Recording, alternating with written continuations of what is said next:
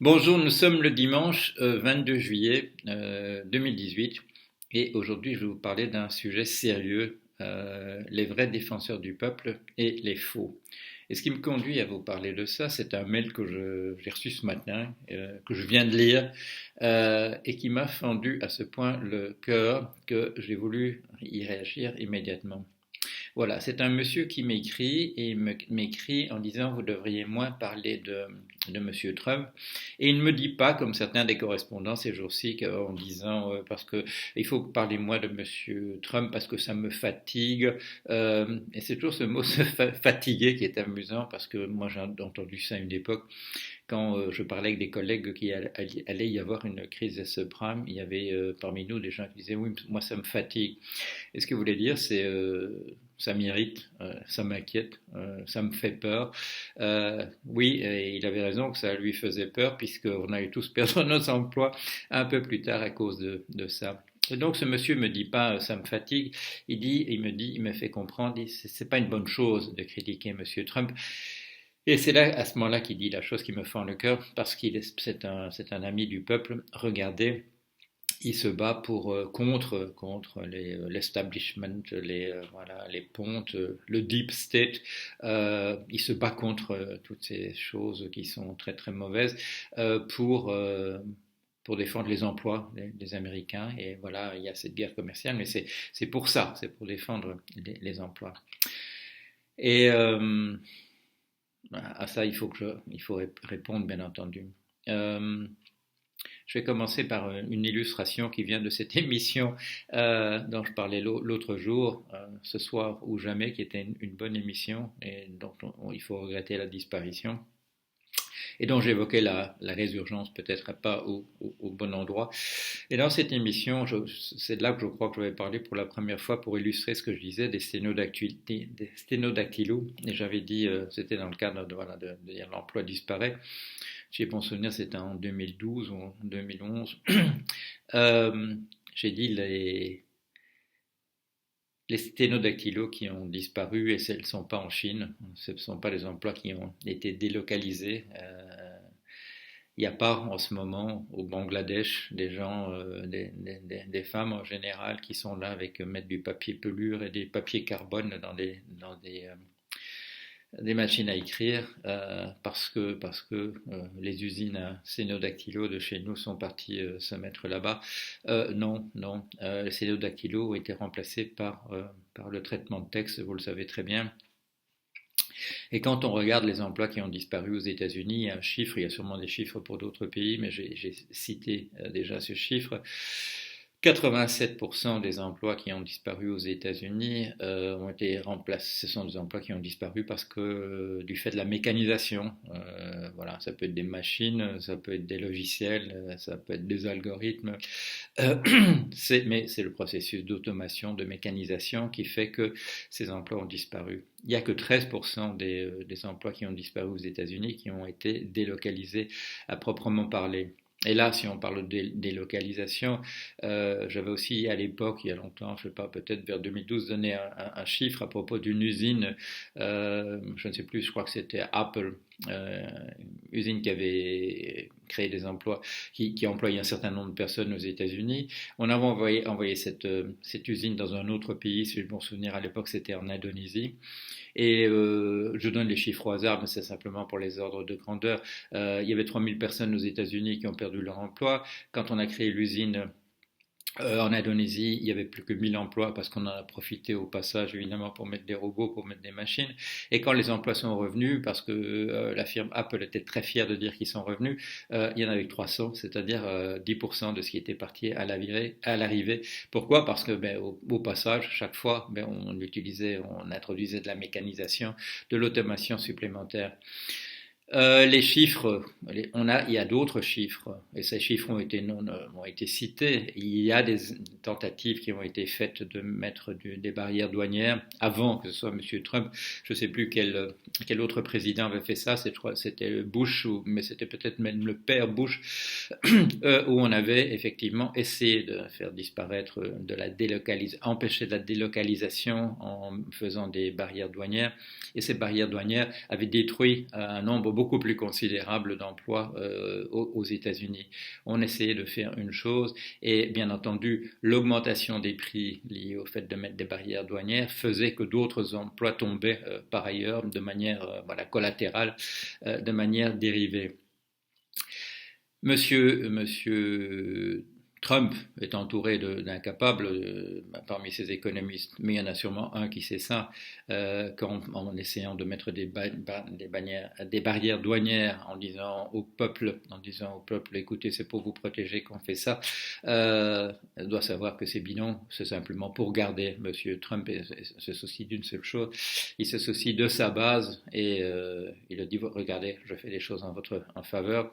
Et par ailleurs, c'est la personne qui a poussé à un changement du système fiscal avec une baisse considérable de l'imposition pour les entreprises. Si les banques, pour le moment, affichent des résultats mirobolants, c'est grâce à cette mesure de monsieur Trump. Alors tout le monde est content en principe parce qu'on a fait baisser les impôts. Puisqu'on ne va pas faire baisser les dépenses de l'État, on va emprunter davantage. Il va falloir payer des intérêts sur ces sommes qui ont été empruntées. Et posez-vous la question, qui est-ce qui va payer ces intérêts? Ce sont les gens qui sont véritablement imposés, pas ceux qui font de l'optimisation fiscale, c'est-à-dire qu'à l'arrivée, la note sera plus considérable pour ceux qui, en bas de l'échelle, auront bénéficié peut-être de ce qui ressemblera un peu à une baisse d'impôt, mais qui sera une baisse d'impôt essentiellement pour les gens au sommet. Alors, dans ma dernière vidéo, j'attire aussi l'attention sur autre chose. C'est le fait que quand M. Poutine donne une liste d'Américains qui voudraient interroger en Russie, les commentateurs découvrent très rapidement qu'il y a un lien entre tous ces noms qui ont l'air un peu disparates au départ. Ce sont tous les gens qui ont été impliqués d'une manière ou d'une autre dans le Magnitsky Act, un ensemble de lois américaines pour empêcher la circulation de l'argent sale. Voilà. Alors, je vous le disais en conclusion de la vidéo précédente, il s'agit de part et d'autre, non pas de défenseurs du peuple, mais d'autocrates qui prennent des mesures pour défendre leur fortune personnelle. Voilà. C'est pas nouveau dans l'histoire, hein, si vous pensez à la guerre de 14, voilà, ces braves gens qui voulaient, à droite et à gauche, en Allemagne et en France, qui envoyaient de gaieté de cœur des millions de jeunes gens aller se faire massacrer sur les champs de bataille et qui ont peut-être effacé une larme. Ils savaient très bien pourquoi la chair à canon était là. C'était pour défendre leur fortune personnelle, c'était pas pour défendre le peuple, c'était pas pour défendre l'idée de la France ou l'idée de l'Allemagne. Tout ça, c'est toujours bidon. Les vrais défenseurs du peuple, c'est qui? C'est les gens qui votent la loi Magnitsky pour empêcher que l'argent sale, l'argent fait sur la prostitution, fait sur la drogue, fait sur le trafic d'armes, fait sur la misère du monde, pour empêcher les gens de faire circuler cet argent fait sur la misère du monde. Les défenseurs du peuple sont de ce côté-là. Les défenseurs du peuple sont aussi du côté des gens qui vous disent l'emploi disparaît et ce qu'il faut faire maintenant, c'est séparer une fois pour toutes les revenus des gens leur accès à l'indispensable par la gratuité. Il faut aller vers ça et pas y aller par quatre chemins. Et dire l'emploi disparaît, il faut séparer une fois pour toutes la question des revenus de celle du travail qui est véritablement effectué.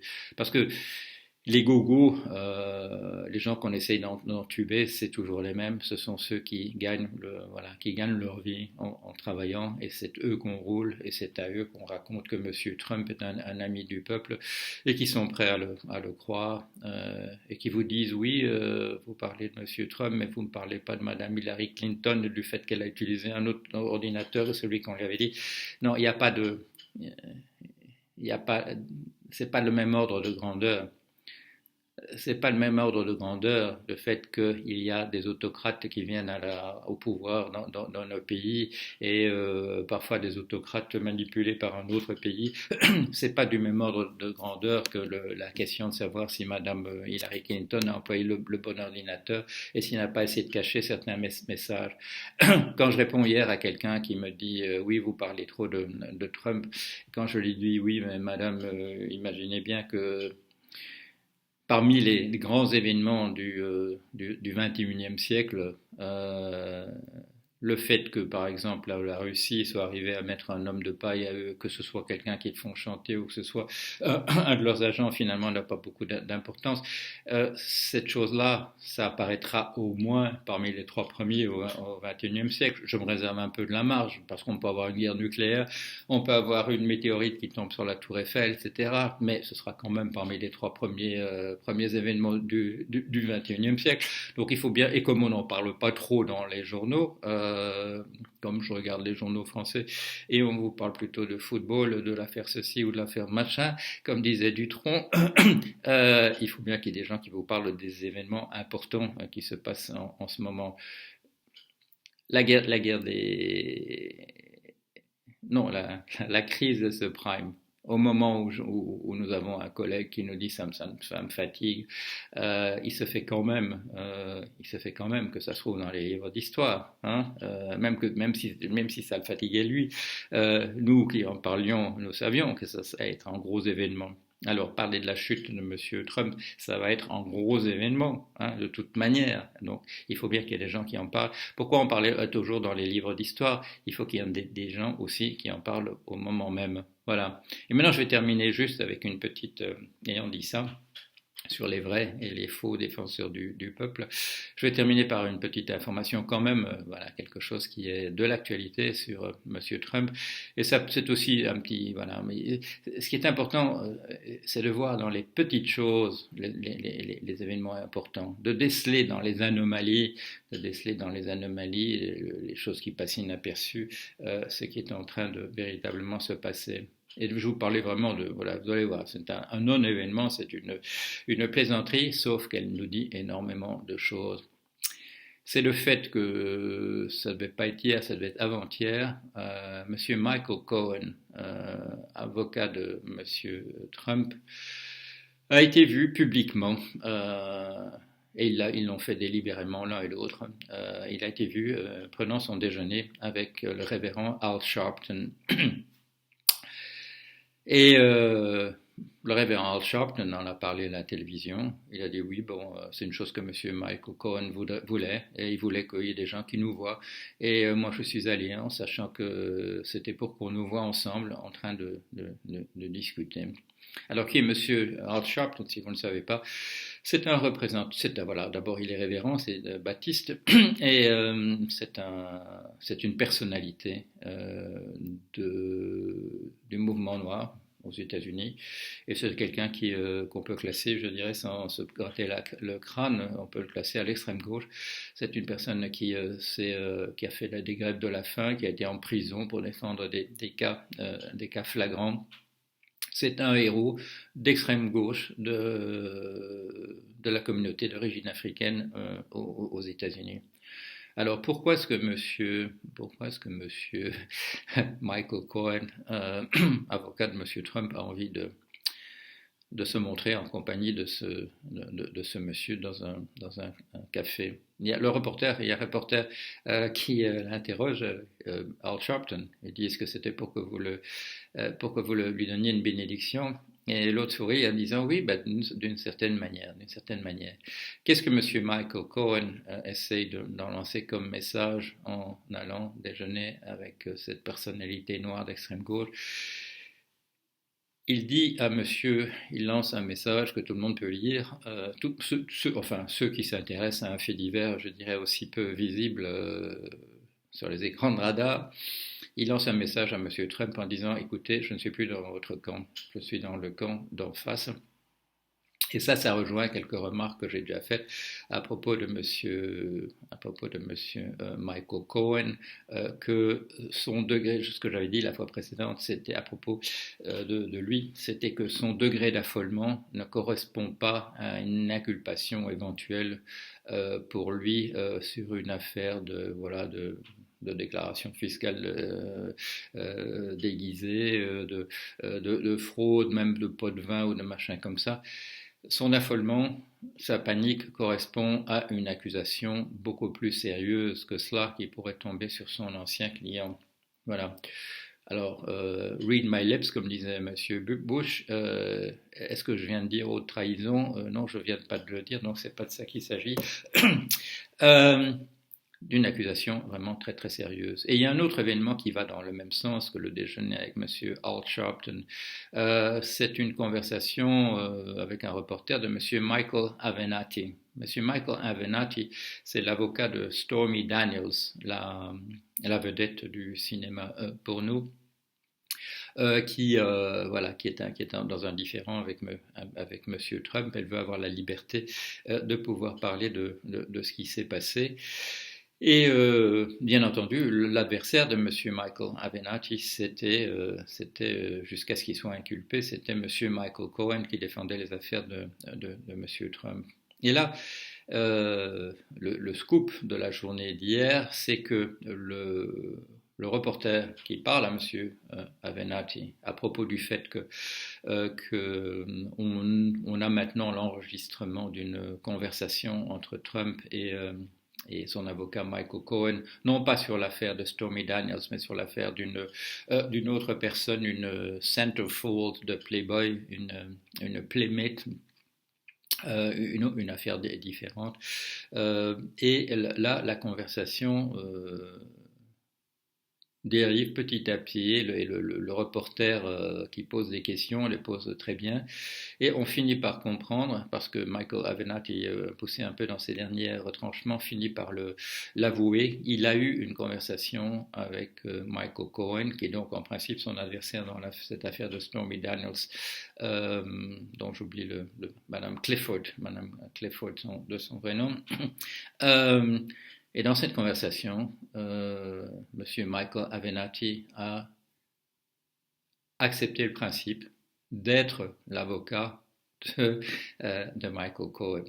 Il est son adversaire dans une affaire, il parle de lui depuis des semaines comme étant, il laisse entendre que c'est un escroc, un type pas fiable, mais maintenant que Monsieur Michael Cohen affirme que pour protéger sa famille, il dira ce qu'il sait, et qu'il le fait savoir officiellement en s'affichant avec une personnalité noire d'extrême gauche, pas tout à fait la tasse de café de monsieur Trump.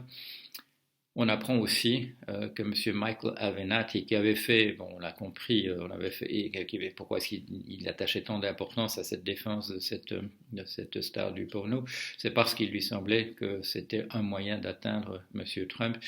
Il va peut-être se trouver en position d'être en même temps l'avocat de M. Trump. Et là, il dit une chose importante. Il dit si monsieur Trump avait été plus intelligent, il aurait pris un avocat plus intelligent. Il ne le dit pas exactement comme ça, mais regardez l'interview, c'est ça qui est véritablement dit. Alors, j'arrête là-dessus. Vous avez compris, moi je parle pas de Trump et compagnie pour le plaisir d'occuper l'espace de vidéo de l'internet. C'est parce qu'il y a des choses importantes qui sont en jeu, comme savoir qui est véritablement le défenseur du peuple et qui ne l'est pas. Voilà, je continue là-dessus. À bientôt.